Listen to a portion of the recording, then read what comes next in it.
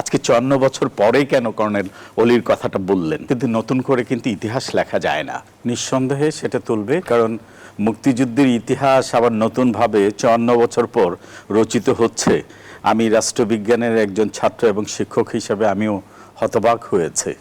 আসলে যে কথাগুলো এখন জামাতে ইসলামের আমির বলেছেন, আমার সম্মানিত সহ আলোচক বিষয়টি নিয়ে কথা বলেছেন, হ্যাঁ বলেছেন যে কর্নেল অলি আহমেদ সামনেই ছিলেন।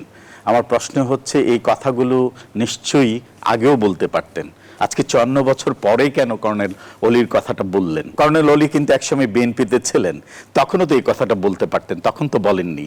আজকে হঠাৎ করে কেন ৫৪ বছর পর এর নতুন একটা ইতিহাসে সংযোজন করলেন? আসলে হচ্ছে, আমরা নতুন করে গল্প লিখতে পারি, নতুন করে কথা বলতে পারি, নতুন করে নাটক করতে পারি, কিন্তু নতুন করে কিন্তু ইতিহাস লেখা যায় না। ইতিহাসের কোথাও যদি এমন হয় যে ভুল ব্যাখ্যা থাকে, সেটা হয়তো উইথ প্রুফ, আমাদের যদি ডকুমেন্ট থাকে, শ্বেতপত্র থাকে, সেটা দিয়ে হয়তো সেটা সংশোধনী আসতে পারে।